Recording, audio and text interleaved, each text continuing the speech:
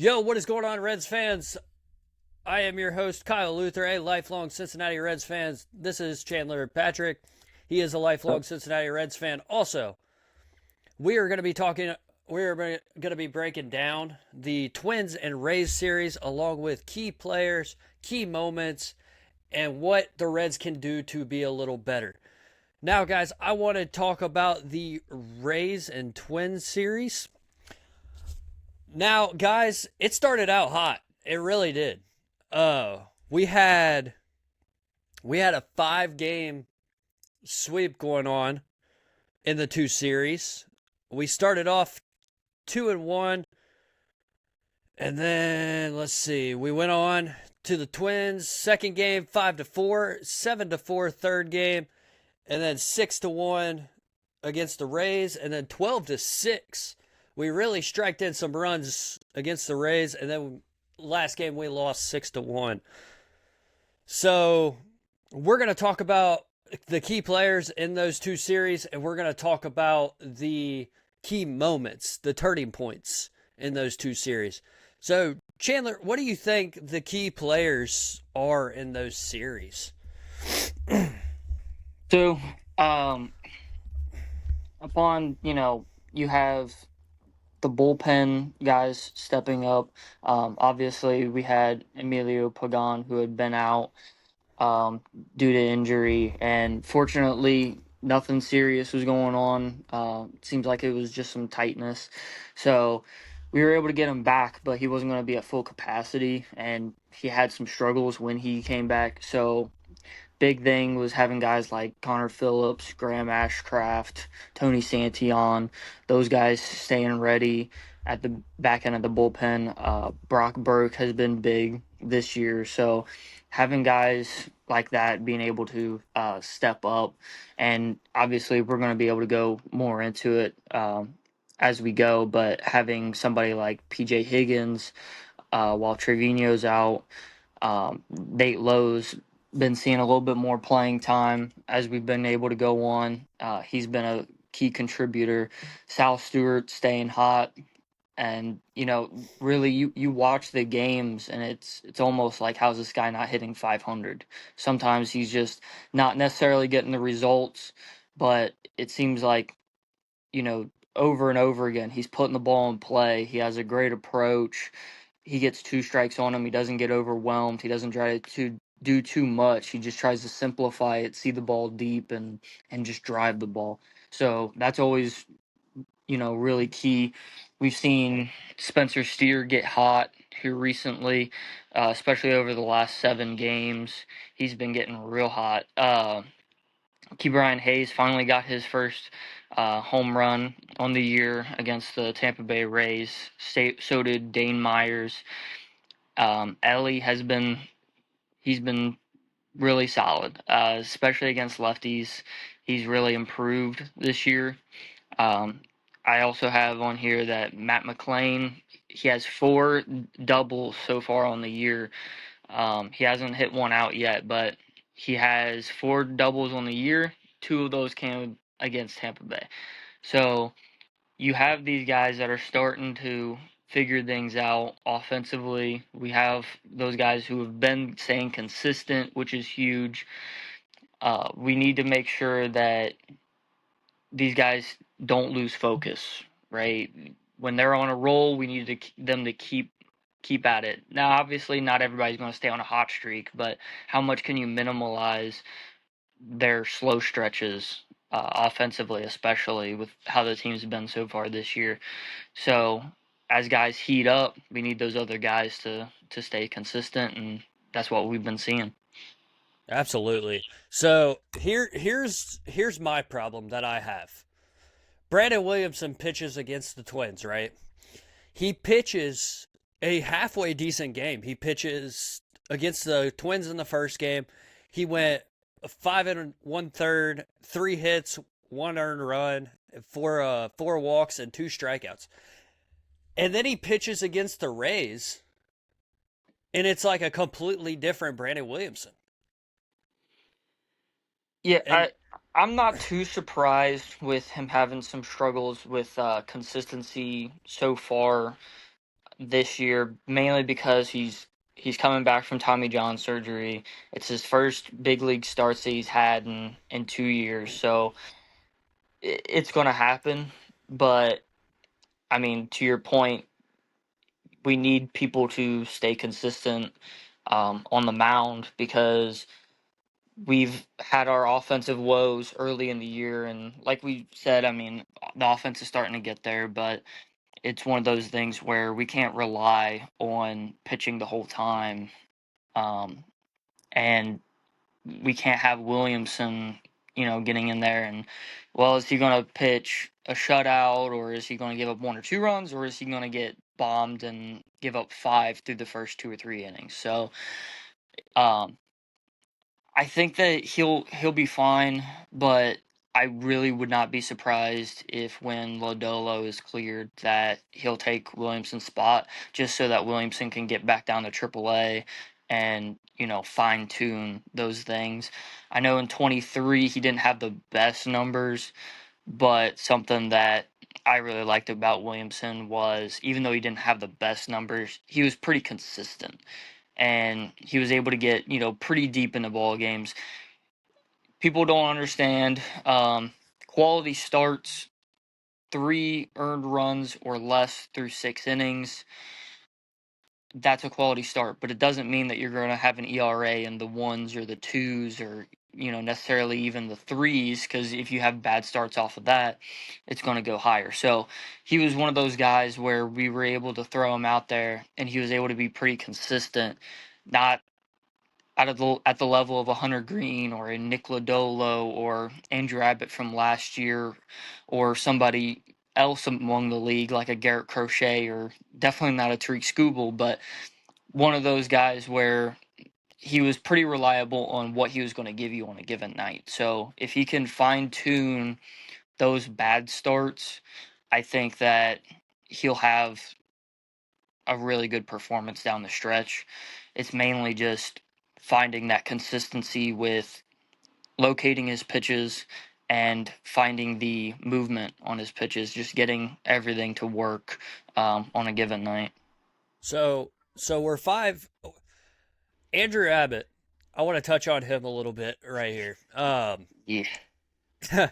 Andrew Abbott's 5 games started through this season. What do we think the problem is with Andrew Abbott? I mean, we can go through his line real quick. 6 hits allowed, 8 hits allowed, 6 hits, 5 hits, 7.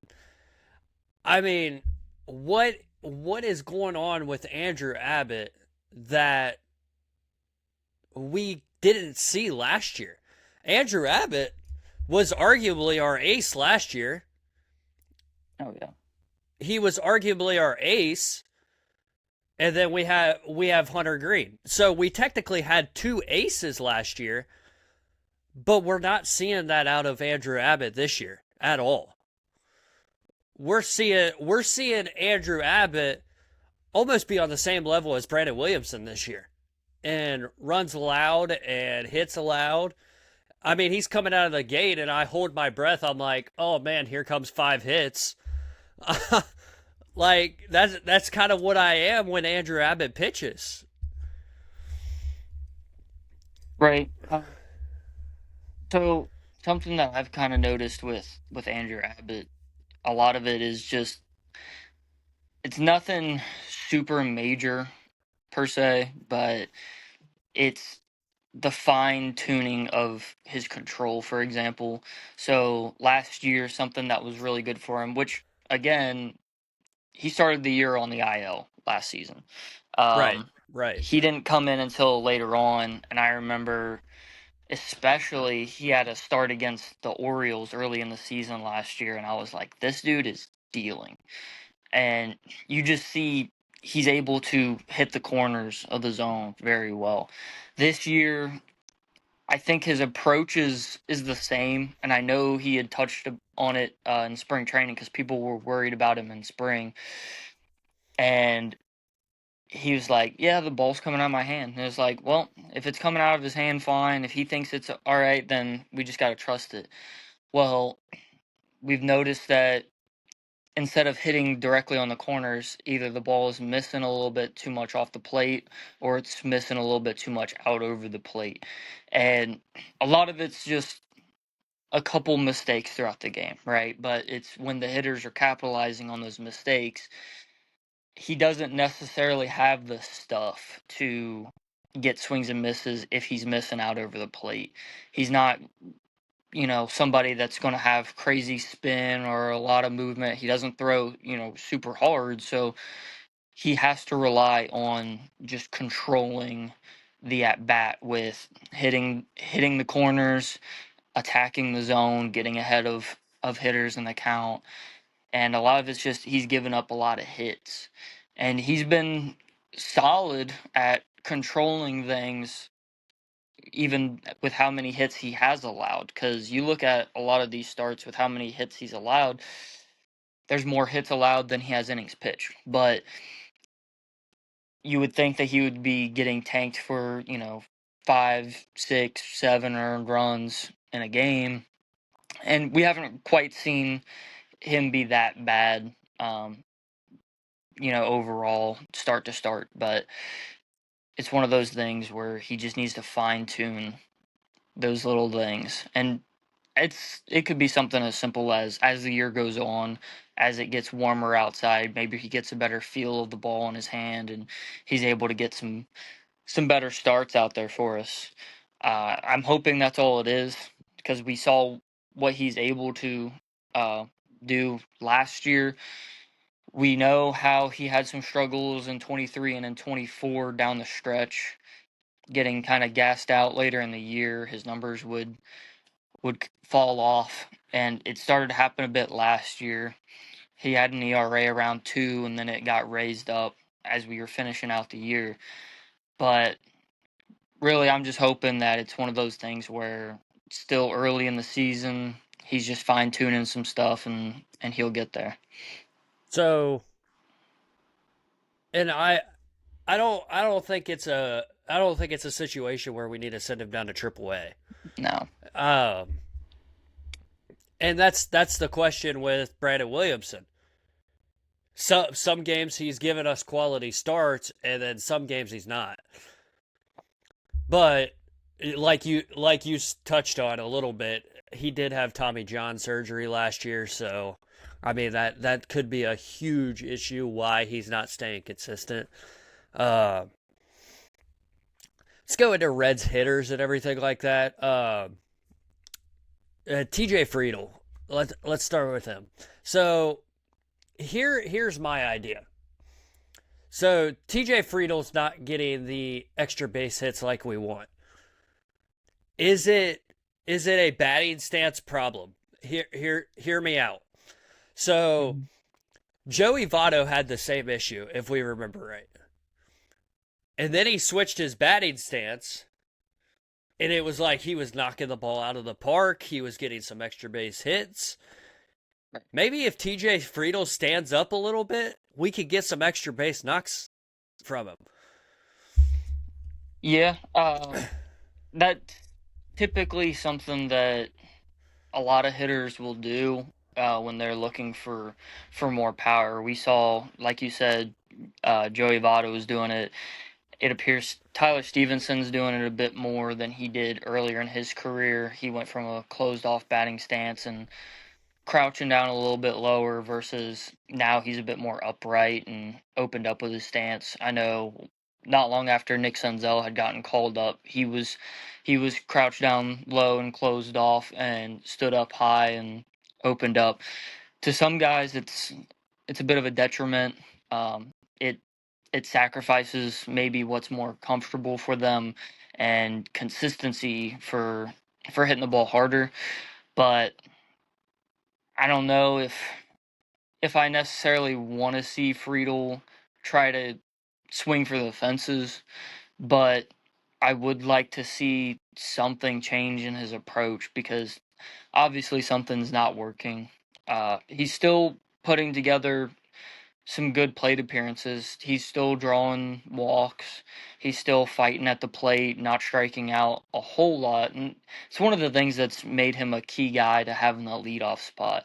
I know a lot of people have been complaining about his performance even the previous years, but when you look at the grand scheme of the Reds offense, he's been among the leaders in, batting average, on base percentage. So I would like to think that he could keep things going. I don't know if there's something small that he's tweaked at the plate that's a little bit different from his approach from previous seasons, and maybe that's why he's not getting results. But if he could just go through and just hit those line drives, just get base hits, the extra base hits will come, especially at Great American Ballpark. We've seen him hit some balls out. I'm not so worried about him hitting home runs as much as I'm concerned about him hitting doubles. I know that his sprint speed has fallen off ever since he had the injury issues in 24, but I still think that he could be a key piece and a high contributor for the offense. I don't want to give out hope on him, but he has been struggling, and it's one of those situations where how much more can we give him, before we have to say enough is enough, and then get somebody like Dane Myers some more playing time. And that's kind of where I mean, the enough is enough kind of saying, that's where I'm at. And I believe that's where everybody else is at with Ke'Bryan Hayes. Ke'Bryan Hayes has a batting average of .85. Like, when is enough at the plate? And I understand that we use Ke'Bryan Hayes defensively, and he's a Gold Glove winner at third base. But we're starting to see. I know in the Tampa series he had an error, and though when is enough? Because if those pick up, then what are we really seeing out of Ke'Bryan Hayes? I mean, his defense, we all know it's impeccable. I mean, he's probably the best defensive third baseman that we've seen on the Reds since at least Scott Rowland. I mean, he's absolutely amazing. But that value will only get you so far. Obviously, we love how the pitching has been, and a lot of that can also be attributed to how well the defense had been. I mean, we went errorless to start the year. Um, that's going to get you so far as a player up until the offense is so bad that even with that elite defense, you're no longer providing positive value to the ball club. When you compare the defensive value versus the offensive value, when if his defense was to slip just a little bit, or if his offense was to fall off even more or less, just stay where it's at right now with this season, he's not going to be worth putting in the lineup at that point. He's not going to be worth the value of putting him out there every day. And we saw Eugenio Suarez make some plays, especially in Minnesota, for example. He can still hold it down there. He's not going to be the greatest defensive third baseman out there, but I've always thought that he was overlooked when it came to his defense at third base. He can man the position down, and we have Sal Stewart who could even move over there. I'm not a big fan of putting him over there, mainly because of how weak his arm is. He's a better fit at either first base or second, but yeah, like you said, eventually there's going to be a point where we have to say enough is enough with Ke'Bryan Hayes. Credit, he got his first home run of the year against the Tampa Bay Rays. Yeah. That's a great sign. He's been hitting the ball harder. A lot of it's just him not getting results.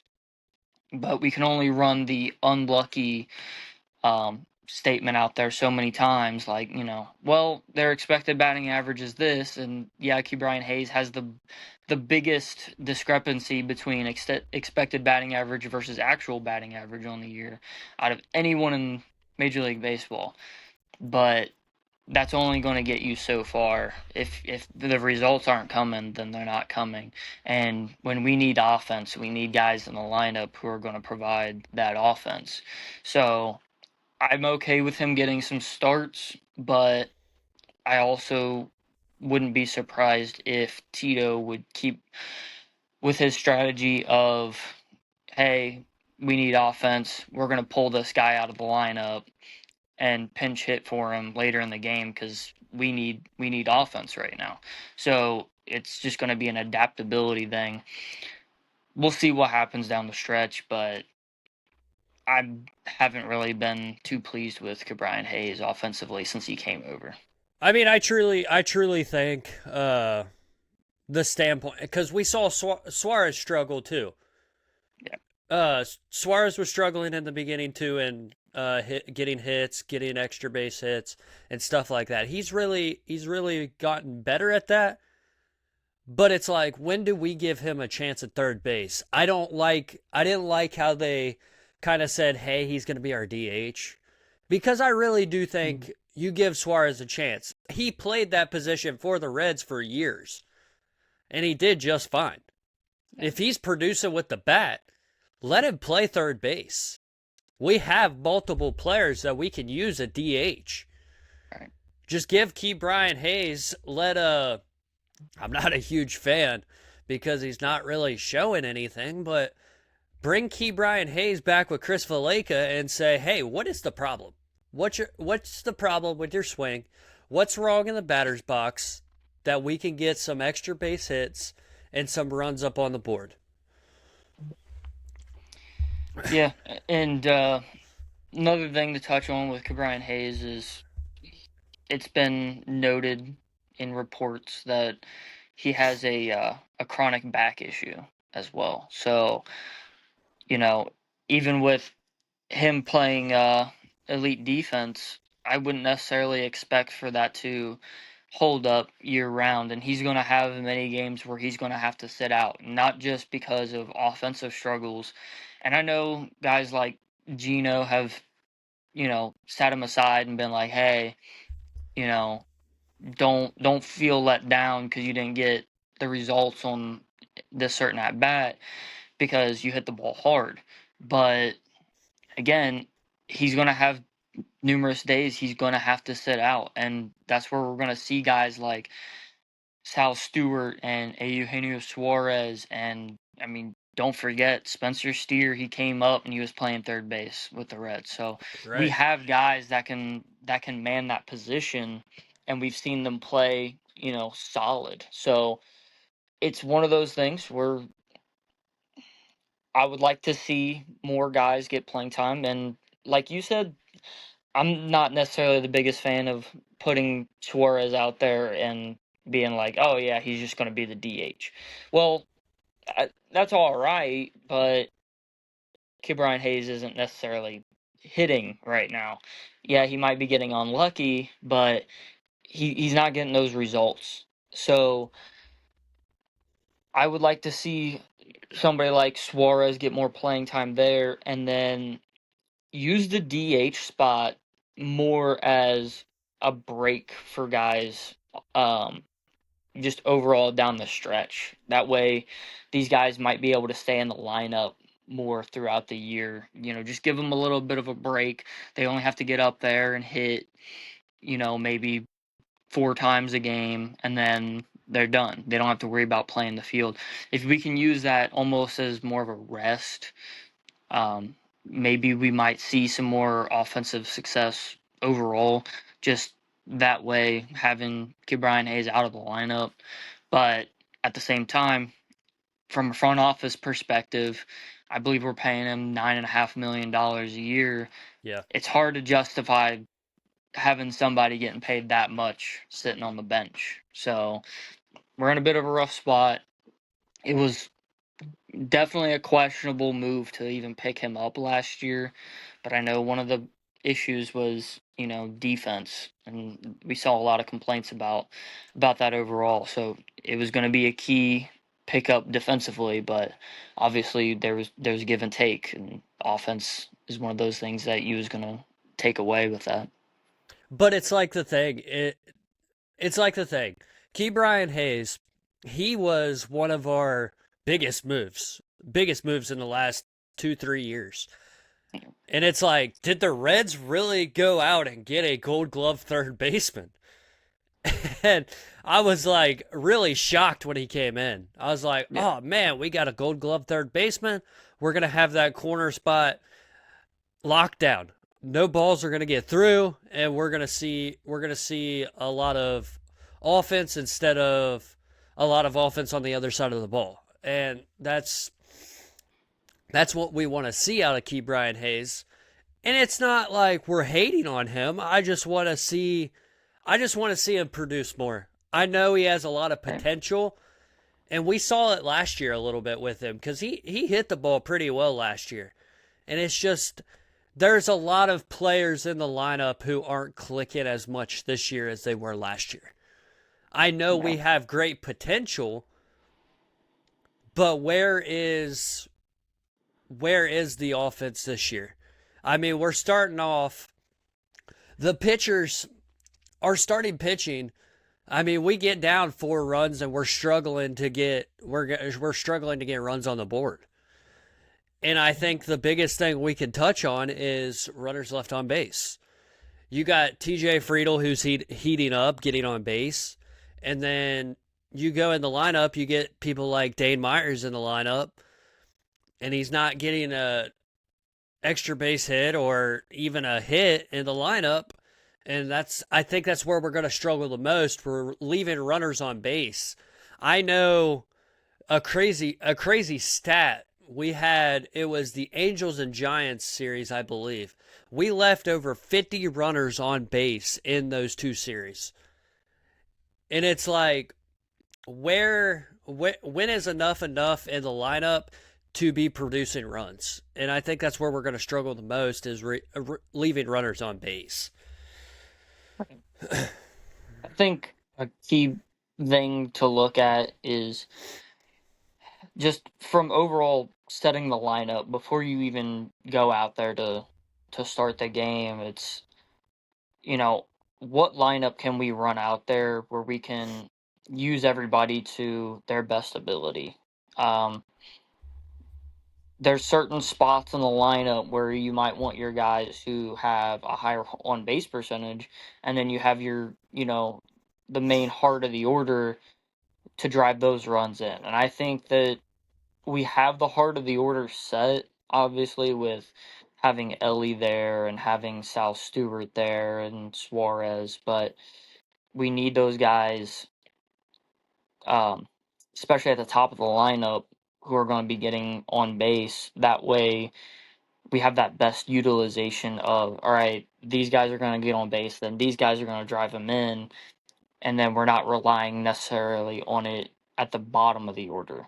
If Right. we can get some production at the bottom of the order, that's great, but your more clutch hitters that are going to drive in those runs should be in the heart of the order, especially when you look at like the 4 spot, for example. And it's one of those situations where we have to really take that into consideration.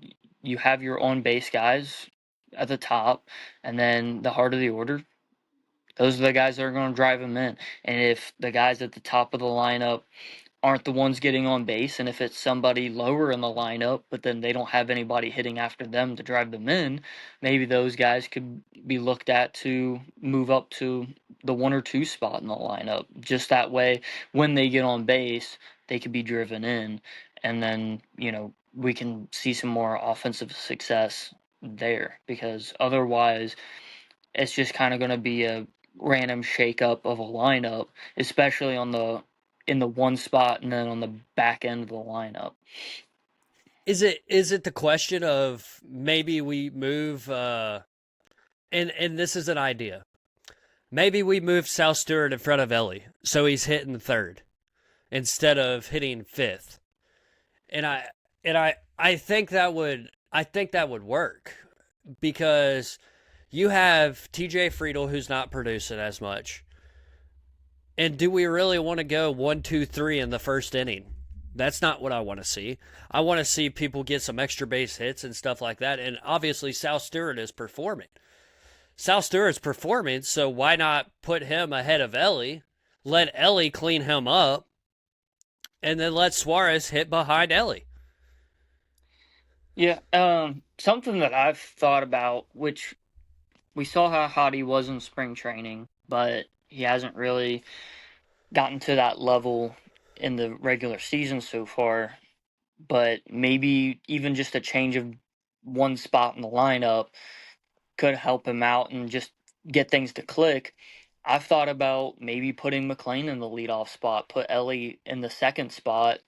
We all know his speed. We know how many extra base hits he can get, and then put Sal Stewart in the three spot, and then Gino in the fourth spot. Um, I just feel like having a good combination of speed and on base between McLean and Ellie at the top of the lineup would be great. I know Ellie likes to hit third, but personally, I just think that something that we could try, even just for a few games, just to see how it plays out. If somebody else needs to hit lead off instead of Matt McLean, then we can always try that as well. But there's there is something that we could do with reorganizing the lineup, I'm sure, to better utilize those guys. So I think that we're both making some good points in those regards. Yeah, because we struggled with that last season, if you remember right. We Yeah. struggled with the bat behind Ellie. Now we have that bat behind Ellie now with Sal Stewart because I'll be honest, when he came in, when they told me they were getting Suarez when the Reds posted that, I was Hmm. like, holy crap, we have a bat behind Ellie now. But then we had a shakeup, and Tito's like, all right, let's put Sal Stewart behind Ellie. I'm sure you were the same way. I'm like, man, he really don't have that much MLB experience. Like, is he really gonna perform behind Ellie to get those extra base hits? But it's working out. Yep. And the problem that I see now is Suarez is striking out a lot. And that's what he had 49 home runs last year for Seattle, but he also struck out a lot too. And it's kind of the same thing this year that we're seeing is Suarez is striking out a lot, and we need to put somebody behind Sal Stewart. It's like a revolving door. Yeah. Put put somebody behind Ellie to hit, put somebody behind Sal Stewart to hit, and so on and so forth. And we're going to get those extra base hits that we need. And I agree with you. Do we move Friedel out of that one spot because he's striking out and he's not getting on base? So why would we have a guy up there in the one spot who's just striking out? I mean that's a big key is you look at the leadoff spot. There's two ways that you can go about it. It either has to be somebody who hits for a high average, or somebody who gets on base a lot. Overall, the on base percentage is a must, but even if somebody isn't hitting 280, 290, 300, but they have a really good on base percentage, hey, if those walks are making up for the batting average and their on base is still high, I'm all for it. And it's one of those um, things that I was touching on beforehand with Friedel was he would he would have a decent batting average, but he would also have a solid on base. He would be among the leaders on the team in those two categories. That's one of the things that made him a good leadoff hitter. He didn't strike out a lot. He was drawing walks, especially last year. I believe he had a career high in walks. And then his speed. Well, the speed has fallen off ever since his injury. And then you look at his batting average is down, his on base is down, and it just seems like even though he has guys behind him that can hit, again, McLean's been struggling, but if you're getting pitched to in the leadoff spot and you're just not getting on base in any regard, we have to look at shifting somebody else in that spot. And somebody else that I've thought about, Dane Myers. I believe we've already seen him there a couple times. Right. It, Right. it would be it would be nice to see him get more of a chance out there in the leadoff spot. And it's something that we could just play with throughout the year, right? I mean, as the year goes on, we could take guy who's been being inducted into the Reds Hall of Fame this weekend, Brandon Phillips, for Yeah. example, right? That was a dude that he could be struggling in one spot in the lineup. They could shift him around, and then he'd start hitting really well. Um, Yeah. Yeah. Sometimes it might have to do with where they're hitting in the lineup, who they're hitting in front of, who they're hitting after.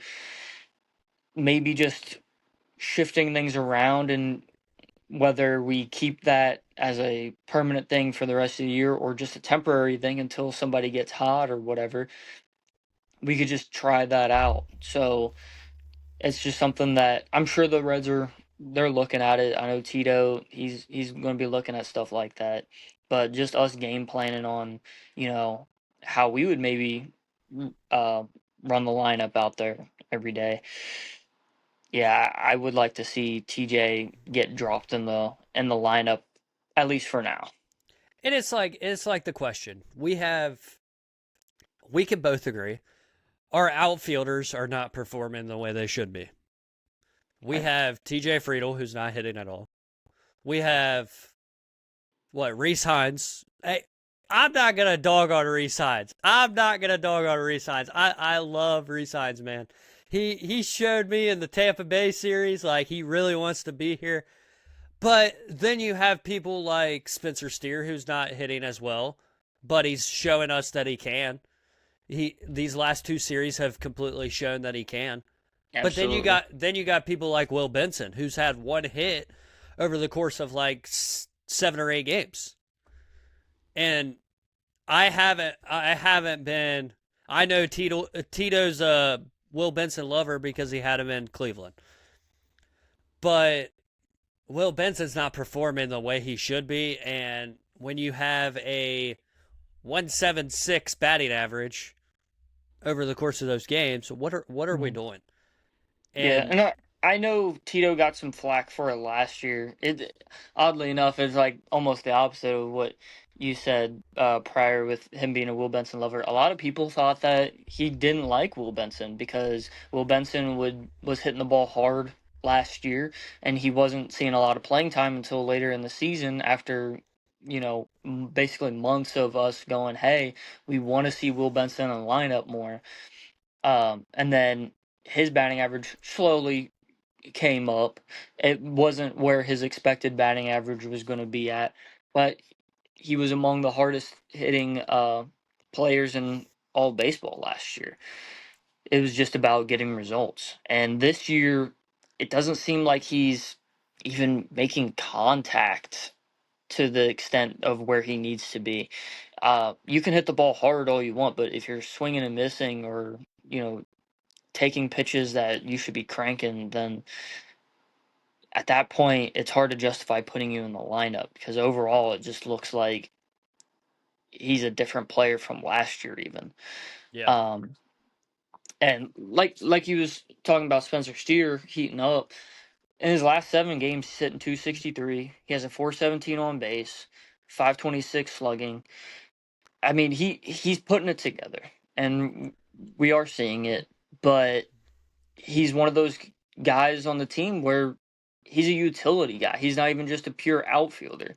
So even if we have him hitting hot in the lineup, he's not a true outfielder. He was an infielder that was converted into a more expanded utility guy because we had needs, especially in the outfield, especially with different splits, righty or lefties being on the mound. We needed somebody else out there in the outfield. So we have Reese Hines, like you talked about. I remember he first got called back up this year, and it was like he wasn't seeing a single fastball. no, And then no,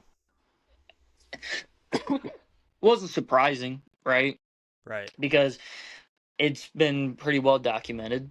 He can hit the fastball, but then when you start throwing breaking balls and off speed, he just doesn't make contact or have the same results against those pitches. So that's all we were basically seeing him pitched with was off speed and breaking balls. And it's kind of with the scouting report, hey, unless he can prove to us that he can hit them, we're just going to keep throwing them and we're not going to let him see a fastball. And even when watching the games, what are the balls that he's been putting in play? It's the fastballs. It's not even necessarily the breaking balls or off speed. So he's going to have to adjust with that, or else we have red hot JJ Bleday in AAA. We have a red hot Noelvi Marte in AAA. I mean, we have guys who can, get back up there, and they will show out.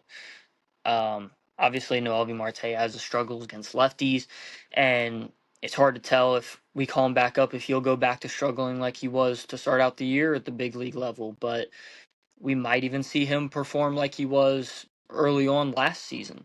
And if we see him hitting as hot as that, then that's a huge bump in offense. JJ Bleday would be a huge bump in offense, I feel like, especially with his ability to hit lefties better than righties. And as a left-handed bat, that's not necessarily the most common thing to find. So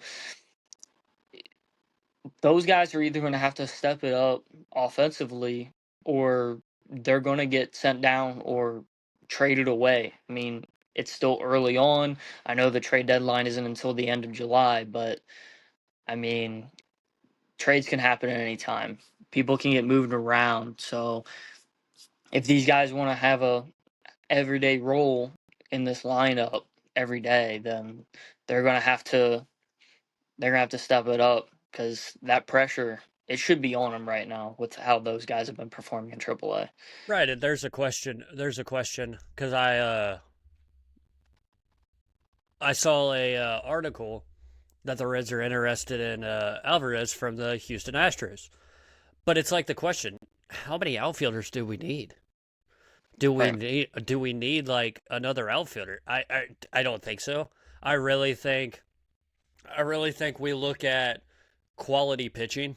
If I'm being completely honest, we got Hunter Green, we got Nick Lindolo, and we got Brady Singer, who's actually showing up this year. Um, but I think we need one more quality starter, and I think that's something we can do in the trade deadline is get another quality starter because obviously we just talked about the Brandon Williamson struggles, the Andrew Abbott struggles, and I think if we picked up one more pitcher, I think we would be just fine. Because I th- I think our bullpen's doing just fine. yeah. But we're gonna tire it out our bullpen if we're only pitching the starting pitching's only pitching like 3 or 4 innings. Right. I think you know with the rotation, even when even when Lodolo is ready, once Lodolo is cleared, he's ready to come back to the big league roster.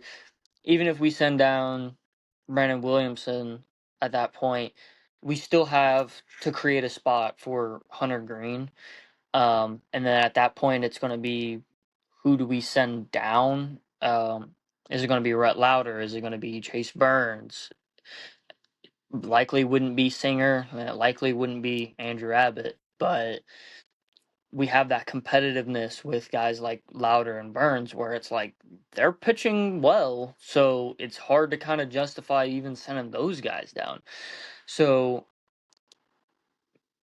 if anything, I've almost been wondering if we might even trade away a starting pitcher. I was almost surprised that we didn't trade away Singer in the offseason. I think there was teams that was interested in him, and he wasn't necessarily pitching to the way that I necessarily wanted him to last year. I think he's doing a better job at it this year, though. He's never going to be best utilized as a strikeout guy. Right. I've I've I've talked to numerous people about it.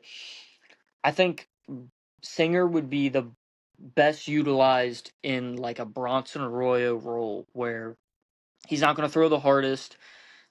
and he might not even necessarily have the best breaking stuff, but if he can just be efficient with his pitches and get deep into ball games, that's where his value would lie. We don't necessarily need to see him have the best ERA on the team, but just get deep in the ball games and eat up those innings to save our bullpen, because we have a we have quite a few guys that are already at 10 innings pitched on the year, or at least close to it. So we don't want to wear those guys out. I know it happened last year. Our bullpen got wore out as the year went on just because of how much those guys were utilized, especially when you look at somebody like Graham Ashcraft or Tony Santion. So that stuff's not sustainable. So I could see us maybe looking at trading for another starting pitcher. Um, my thing with going back to Yordan Alvarez is, at that point you're not even picking up an outfielder, you're picking up a DH, but Right. you acted like you signed one in the offseason because that was the plan for Suarez. So to make room for Alvarez, then are we putting Suarez at third base to free up that DH spot? Well, then we're paying Ke'Bryan Hayes, I believe, $9.5 million a year to sit the bench. Right. So Right. is there a way that we could, you know, I believe what was mentioned was maybe a 3-team trade. Is there a team that could maybe want to take Brian Hayes off of us at that point? I don't know. Um, but I think overall we have the depth when it comes to positions all around, really. I mean, even in the bullpen, we have Zach Maxwell and we have Luis May in the minor leagues. Um, we have Chase Petty in AAA. Um, it's one of those, we have the depth, but are we running the best guys out of that depth in the lineup at the big league level every day? Credit, our record looks great right now, right? It's almost like, well, we shouldn't have anything to worry about. And I don't necessarily want to call our offense lucky, but it was something that was mentioned when I was interacting with some people on X. It's been timely, right? Right. Um, we could be struggling, first 8 innings of the game, and then our offense just puts up 3 runs in the ninth inning to take the lead and win the ball game. So we, I would like to see more performance just game round, because we can't just rely on the pitching staff and the offense showing up late.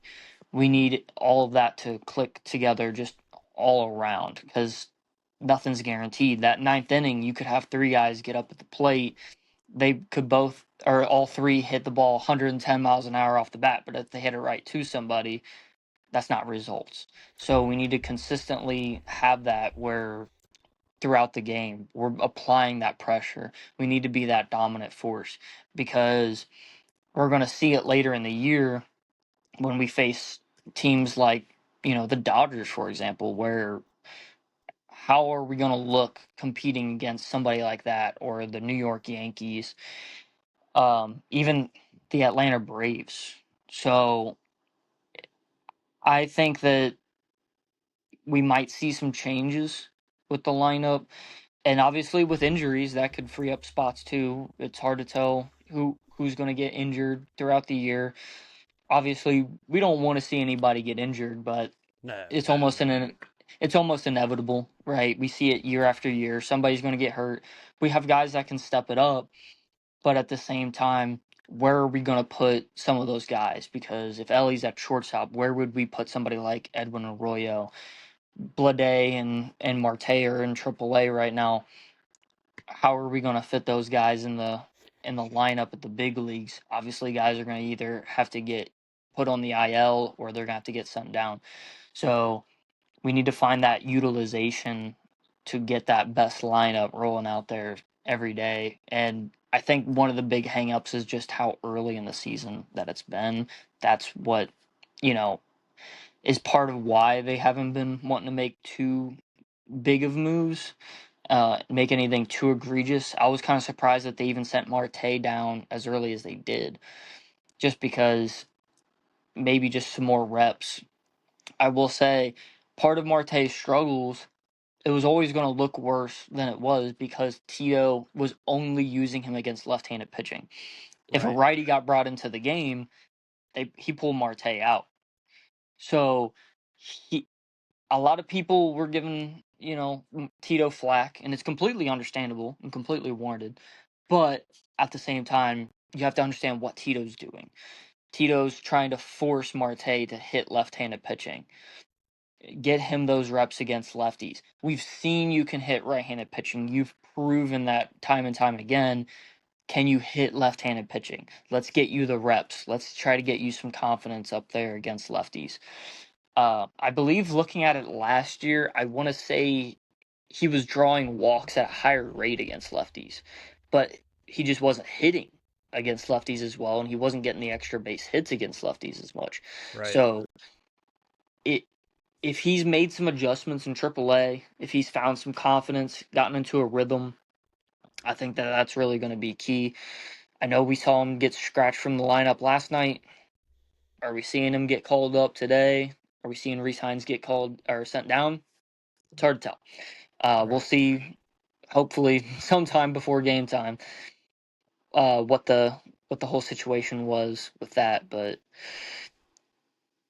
there's going to be some moving pieces throughout the year, regardless. Especially with looking at some of these guys, they're maybe in year 4 or 5. Um, at that point, who are we going to get traded off, right? Who are we going to see go away to a different team? I don't know if we're going to see Tyler Stevenson stay on the big league team the whole year because he's in the last year of team control. We could very well see him get traded off and then see a tandem of Trevino and PJ Higgins. At that point, that's losing offense. And I get it. Tyler Stevenson's been struggling offensively so far this year. But when you look at, his track record, he has been that offensive performance out of the catcher spot. He hasn't been necessarily the best overall defensive catcher, but his purpose mainly lies in offense. If we lose that, does Higgins step it up? Because it's hard to really see Trevino being the one that steps up offensively. That's just not necessarily his forte. He's a great catcher, but offense has never really been a strong suit at the big league level. So we would have to have Higgins perform well at that rate because credit, we have the guys in the minor leagues. We have Duno who absolutely rakes, but he still needs to see, double A and triple A before he even sees the big leagues. Yeah. So that's still a ways off. So if we trade Stevenson mid year, what are we gonna see either in return or who steps up that's already on the team or who gets called up? And it's like the question, do we because we were talking about the starting pitching and we were talking about the trades. Is it a question of do we really trade Andrew Abbott? And I would hate to see that, but I would I hate wouldn't to be too see that, surprised. but he's not performing the way he should be. And do we trade away a guy just because of a bad season? No. But I really think we could get a good return for Andrew Abbott. And maybe like a single A guy or a double A guy. But we don't the problem with that too is we don't want to get rid of prospects either. Because we Mhm. definitely need those prospects. And like you said, Tyler Stevenson going away, do we high skip Alfredo Duno and maybe make him like a Mike Leake where we push him up to the majors quick? But the other standpoint is he going to be ready? Yeah, I think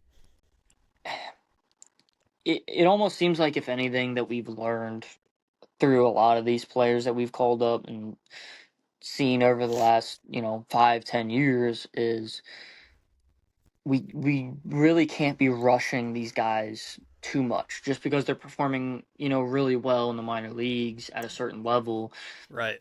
You know, just getting them some more reps in there because they could be hitting really well, but as pitchers go down and they get injured and then they go for rehab starts in the minor leagues, maybe you can see some guys that are at the big league level, maybe some aces of some pitching staffs who are on rehab assignments that you can get some reps in against.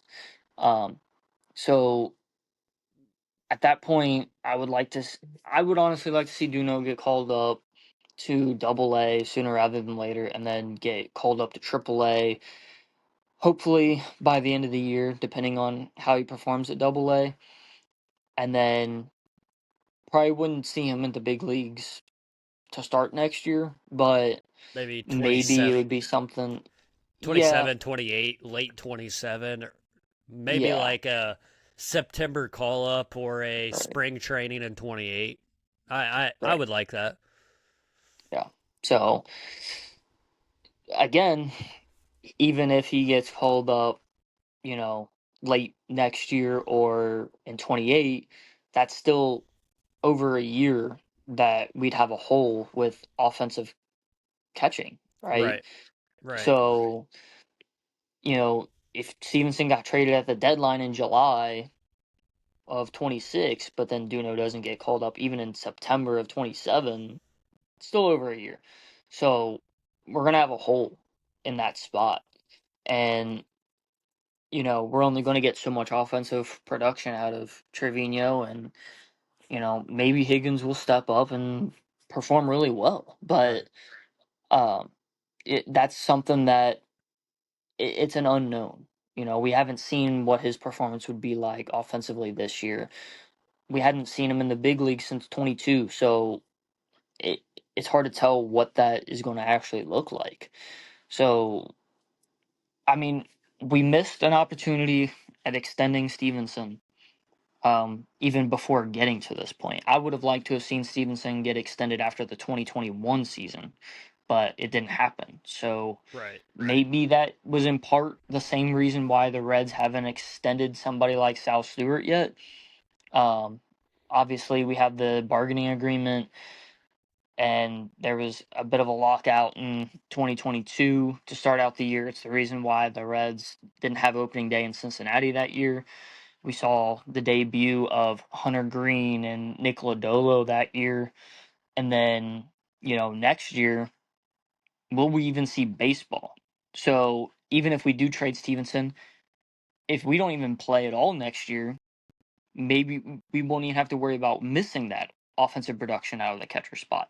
Right. But we might be missing out on development of some other players. So overall, it's not really going to help. So it's something that I'm hoping that they have a game plan behind a lot of this stuff with the direction of where they're heading, because we have a lot of guys, TJ Friedel, Spencer Steer. I know Ellie and McLean still have a couple years before that's really an issue, but we have these guys who they're getting closer and closer to that sixth year of team control. And, you know, either they're going to hit free agency or we're going to have to trade them. And at that point, who's going to take over when those guys are gone? Yeah, I think when we struggle the most is 28 and 29. I know Ellie's until 29. You got Sal Stewart for a little bit. Oh, yeah. Probably till like 32 or something like that. But yeah, I mean, you're completely right. Like, what are we gonna do? Is it the question of do we trade Ellie before then to get more pieces for the offense and not sit on the fact that he wants $1 billion? Like that's the problem. If we know he's not gonna be the guy that we sign long term, hmm do you trade him away? So, um, I think something that we can compare it to, I don't remember off the top of my head who Juan Soto's agent is, but I almost want to say it's Boris. Um, those guys, they're going to want big money contracts. And they both got called up when they were young, and they have tons of potential. And those are guys that everybody's wondering, well, how young they're going to be when they hit free agency. Could we see them sign a 15-year deal?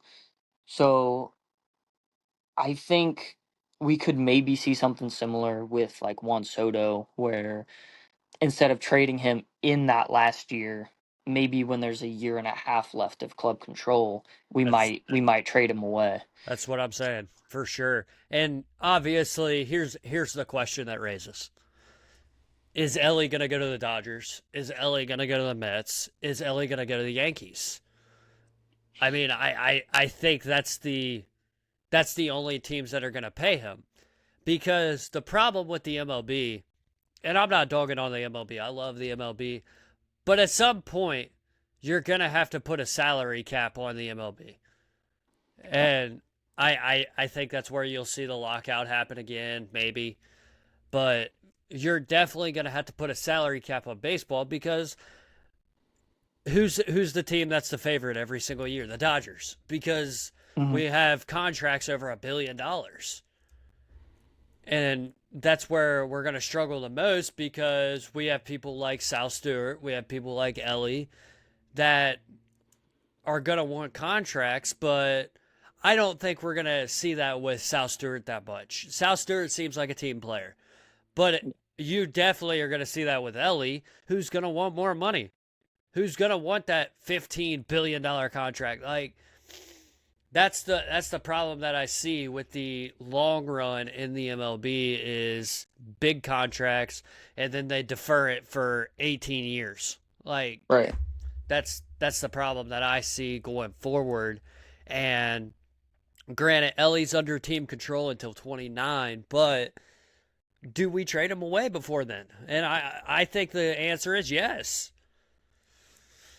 I think, going back to these guys that are getting, close to, you know, the end of their stay with the Reds, just in regards to team control, right? Before they can hit free agency.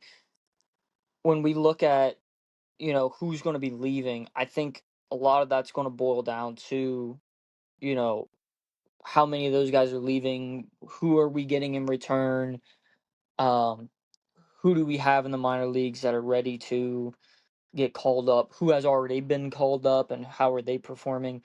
Just overall, what does the team look like those last couple of years with Ellie being there? I think that could have something to do with it, because let's say, you know, if Ellie's hitting free agency after 2029, in 2028, is the team still competitive? And if we've kind of moved out of that sweet spot overall, then maybe we trade Ellie then.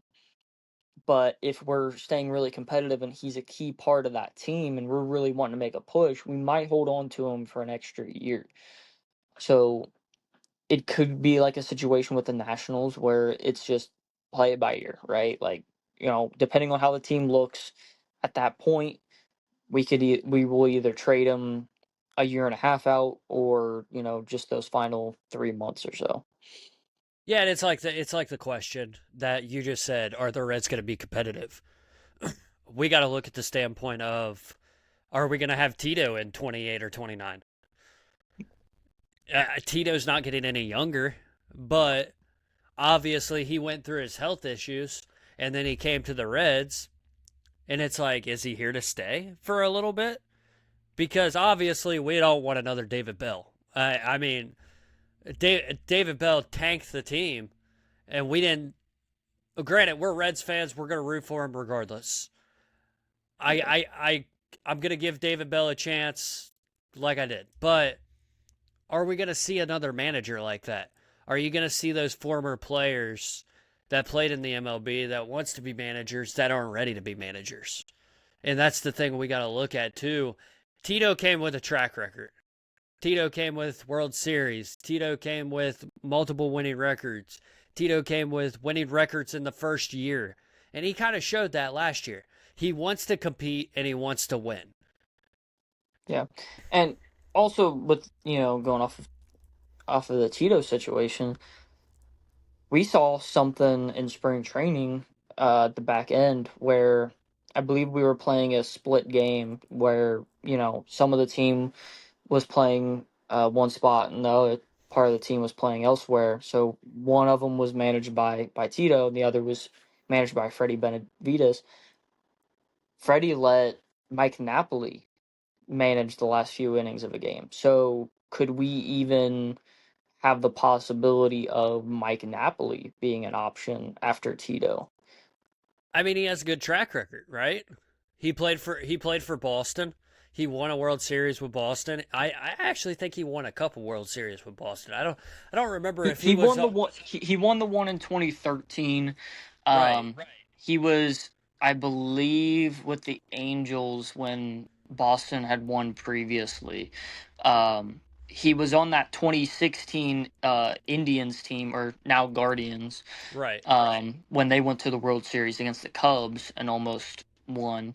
Obviously, end up blowing the 3-1 lead, but um, yeah, I mean, he's been there. He's been in those competitive environments. He was also on the Rangers when they were making those World Series pushes in Right. 2010, 2011. And then, I want to say he was there in 2012 as well. So it's he's somebody who could give that good advice, and he kind of knows what it takes to get the job done. But a lot of it's going to come down to what staff does he want around him, and what are his strategies, and how well is he able to adapt to being in that role once he would be in that role. So it's all hypotheticals. Obviously, we're not at that point yet, but My you know, question to you is if Mike Napoli takes over the team in 27, 28 or 28, 29, my bad. Um, does he call back Joey Votto as a hitter's coach? I mean, I, I would love to see that. I would love to see Joey Votto come back to the Reds in some standpoint. Um, I'm pretty sure he's announcing games now. yeah, But I would love to see Joey Votto come back and be a leader in a coaching role. Not so much in the everyday, but he definitely has to be. You bring somebody back who proved the track record at Cincinnati, right. who knows about the ball club, who knows how to hit. I mean, Joey Votto is the question. Do you bring him back as a hitter's coach? I would obviously love to see it. Votto was one of my favorite players. Um, Probably my favorite player from a long stretch. Obviously, there's other guys that came in. You have Suarez. We had Johnny Gomes at one point. I really liked Philip Irvin, but when you look at a long stretch, Joey Votto was like the guy, and he's one of the greatest Reds players of all time. He studied the greatest hitters of all time. He has the ability of breaking things down and having the give and take between looking at results and also looking at what are your projections, like what does it say on your savant page, what are you getting lucky, are you getting unlucky, are there things you need to work on, is it an approach issue? And he also has the understanding of, we don't necessarily want to change what got you to the big leagues. Right. We just want to tweak the things that aren't working, maybe little adjustments that can make you, more refined and a better player all around. So I think he would be great in that spot, but a lot of it's going to come down to, would he be interested in it? Yeah, Um, and that's the thing too. Is he interested in coming back in that role? Because obviously he wants to announce games, and I think every big league player when they retire wants to announce games. I think we're going to see the same thing with Clayton Kershaw, um, and stuff like that. But You are correct on that standpoint. Is that something he would want to do and come back in that role, or is he done with the game and he just wants to announce? I think he's really just trying to take it in stride right now. I know he had said that NBC was very adamant about wanting him on the team, and it's obviously going to be limited dates, right? Because you're not going to have a necessarily a Sunday night game all the time, and we also don't know. Does that mean he would only be covering the Reds? How many games is he even going to be covering with that? Right, Um, I'm sure he's getting paid tons of money for it, so it's a limited schedule, and he's going to be getting paid. So how would that compare in him being in a coaching role, and then he, be stuck on the grind from February through November or whatever. So right, maybe it would bring him too close to the game again, where he's back on the field and he's in the clubhouse and in the dugout. You know, does it give him a bad feeling of, man, I miss this. I wish I was still playing, and maybe he isn't ready for that or doesn't want that. So that's something that's just going to kind of come down to him more than anything. I know everybody was speculating there for a while on, who could be a hitting coach or who could be a manager. And Barry Larkin was one of those guys that was brought up in those different conversations. I think Joey Votto is kind of going to be in that same spot where it's, hey, this would be a great guy to have in Eh, these roles, absolutely. but do they want to do it? Yeah, yeah, It's yeah, going to yeah. come down to it. So let's uh let's go on to the next two series. The Reds play the Tigers and we play the Rockies. Now I'll go over the starters and we'll go over what the Reds can do to win. So right now, this next series against the Tigers are currently sitting at 14-12. We have Abbott, Singer, and Louder going for us, which we already said it. It's scary the moment Andrew Abbott takes the mound. And then for the Rocky series, we have Burns, Williamson, and Abbott going. So we got Abbott going twice in these two series, and I think that's a chance for him to prove himself for sure. And like you said, this next series against the Tigers, do we see lineup changes?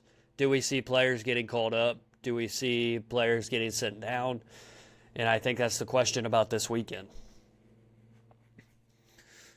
Yeah, I mean, that Tiger series, there's no other way to really go about it other than, it'll be it'll be a tough competitive series.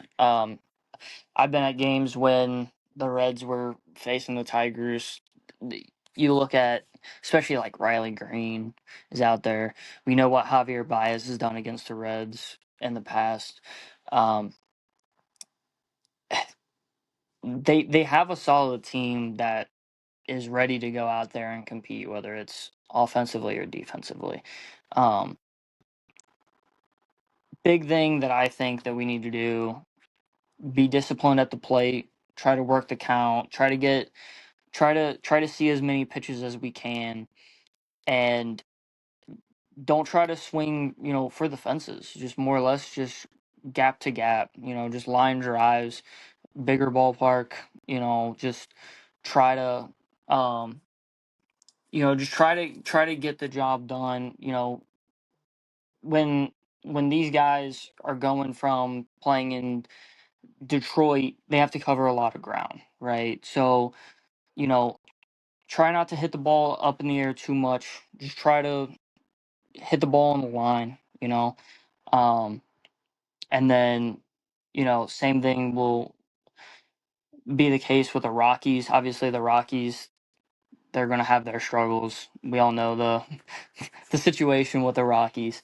So it's going to come down to putting the ball in play there. But with the Tigers, man, it's going to be discipline. It's going to be just attack, when you're able to. From a pitching standpoint, you want to attack the hitters. From a hitting perspective, maybe just take the first couple innings and just kind of just feel it out, right? Don't necessarily, you know, put too much pressure on yourselves. Just try to go out there and perform, as it goes, right? Just don't try to rush the game. Just kind of let the game come to you, if that makes sense. Right, right, right. So, talking about this Tiger series, we actually, believe it or not, we have the 2026 Hall of Fame inductees going into the Reds Hall of Fame. And we have my all-time favorite player, Brandon Phillips, in this era, should I say. Uh, Brandon Phillips was a Red that had an impact on the game in Right. Cincinnati. So Brandon Phillips, just a little bit. If you don't know about Brandon Phillips, if you're a youngin, don't know about Brandon Phillips. Brandon Phillips played from 2006 to 2016. He was a four-time Gold Glove winner, three-time All-Star, and one-time Slugger. He holds records. I'll just touch on that for a second. He holds records for the Reds at second base. His records are he has over 1,700 hits. He has 191 home runs, 851 RBIs, and 311 doubles. And he was that impact player. I think Chandler will agree with me. He was that impact player at second that we always knew what we were going to see out of Brandon Phillips. We knew we were going to see a big play. We knew we were going to see a trick play. I mean, Brandon Yeah. Phillips showed it all. He showed it all. Yeah, he had the energy, he had the charisma, he had the swagger. Uh, it wasn't just, on the field. It was in the clubhouse. It was, with the fans and the community. I mean, he just had a long-lasting impact, and there's a reason why even to this day you go to games and you see people wearing Phillips jerseys, and you, you hear, numerous people go, hey, Brandon Phillips is my favorite player. In a world full of, people saying Joey Votto was their favorite, a lot of people it was Brandon Phillips because he just had that energy. He had that enthusiasm about the game. And he could be serious when he needed to. We saw moments, obviously we had the heat of rivalry with the Cardinals, and then Oh, there was yeah. some rivalry with the Pirates when he was still on the team. But I mean, he had a smile on his face. He'd make those plays that blew your mind, but he would just act like it was another day. I mean, Absolutely. it could, the way that he would look at, just respond, and the way he would act about it, and how clean he would make it look, it might as well have just been a routine grounder right to him, right? So he just had an ability of simplifying things and making it look so easy. And I think in part that was just having that confidence in himself. He put in the work. He practiced over and over and over again, and he got comfortable, and he got comfortable embracing the uncomfortable. So when he had to make a crazy play, he was able to go out there and he was able to do it. And he didn't feel like he was having to rush or you know get out of his comfort zone, because he was already practicing to put himself in those positions so that when those times came, it was just a regular, Tuesday. Absolutely, absolutely. And then we also have Lou Piniella going in to the Hall of Fame. We know what he did in 1990. First year he comes in, he wins the World Series. He wins the World Series. That was a crazy stat that I saw. We also have Aaron Harang going in. He was a Reds pitcher from 2003 to 2010. Um, and this is mine and Chandler's childhood right here. Aaron Harang, Brandon Phillips. I mean, this was the key Reds team that we saw. I mean, Aaron Harang, he was a lot of people, I think you'll agree with me. A lot of people saw Aaron Harang not as the ace. Um, they didn't see him as like a Johnny Cueto or something like that. Hmm. They saw Aaron Harang more as kind of that player that would show up every now and again. But Aaron Harang, Aaron Harang was good, man. His swagger, just like Brandon Phillips, man. His swagger, everything like that. So Aaron Harang, I'll give you a little breakdown of his best seasons with Cincinnati. He had a peak year in 2006. I personally don't remember this. I was only 6 years old when that happened. But his best season with Cincinnati was in 2006. He had a 16-11 record with a 3.76 ERA. He had 216 strikeouts, which he led the NL in that year. Led the NL in wins, and he had 6 complete games that year. That is a crazy line. 6 complete games. It's I kind of mean, crazy that those numbers get you the lead in the league in wins and strikeouts. You compare that to now, and it's like, oh man. it's like players are going out and getting 24 wins a season, and I mean, it, back then was a completely different standpoint. I mean, big thing with Harang, he was very similar, kind of like what I was talking about with Brady Singer, how he needs to play like Bronson Arroyo. That was the thing with Harang and Arroyo, where those guys they ate innings. They would go into they would go deep into ball games, and they'd be those guys where hey, it's 2 days rest, but if the bullpen's getting tired, throw me out there. yeah, You know, and it's kind of in part maybe part of why they weren't having the best stats, year to year, but that ability to eat those extra innings and save the bullpen, it's very important, and we don't see it a lot now in the way that the game is, especially with guys throwing harder, trying to spin the ball more. They don't have the control necessarily as much as guys did at that time. So it, it's a completely different, era really. It's gone from guys trying to go deep into ball games and just eat those innings up, and oh, I want to go the complete game. I don't care if I've given up 2 runs, I want to go the complete game. right, Now it's guys trying to put the most elite stuff out there that they can through the first 5, 6 innings, maybe if they can get into the seventh if things work out. And then that's about it, unless somebody's, throwing a no hitter or a crazy shutout. So Harang, like Arroyo, is very, very crucial with eating those innings and just getting deep into games and really setting a tone and just being that team player. right. And I think the problem is I was talking to my dad about this. The problem with baseball today is guys are trying to throw 96 plus miles an hour. And I really don't think that's what we need. We need control. So if we're throwing, yeah, you want those hard fastballs late in the count, up high fastball to get the guys swinging a miss. That Mm-hmm. great.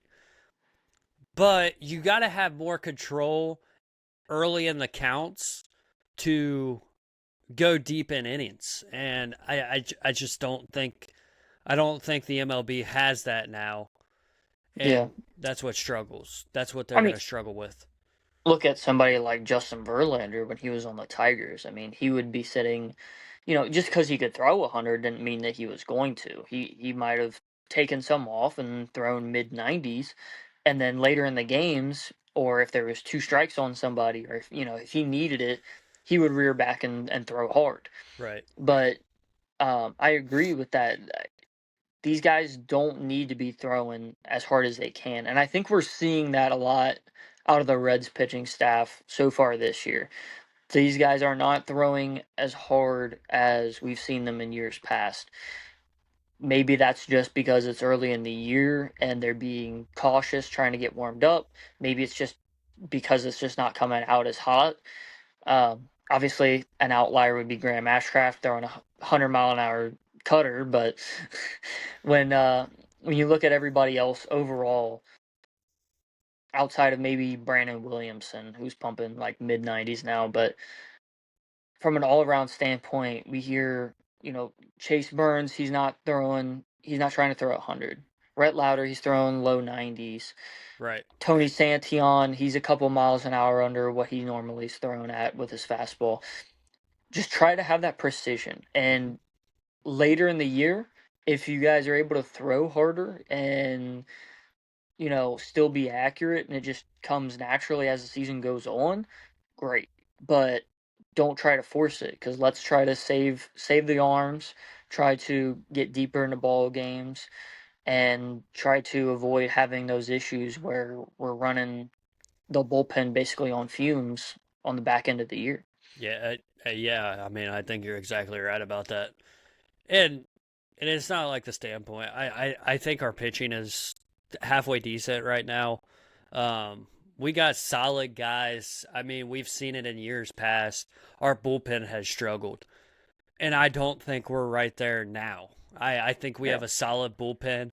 Brock Burke, Sam Moll, Tony Santillan, and but I do want to see more of Kyle Nichols. I don't think he's getting quality time on the mound like he should be. And Yeah. I don't know if it's him struggling a little bit or they just don't want to play him. They want to play their bigger guys.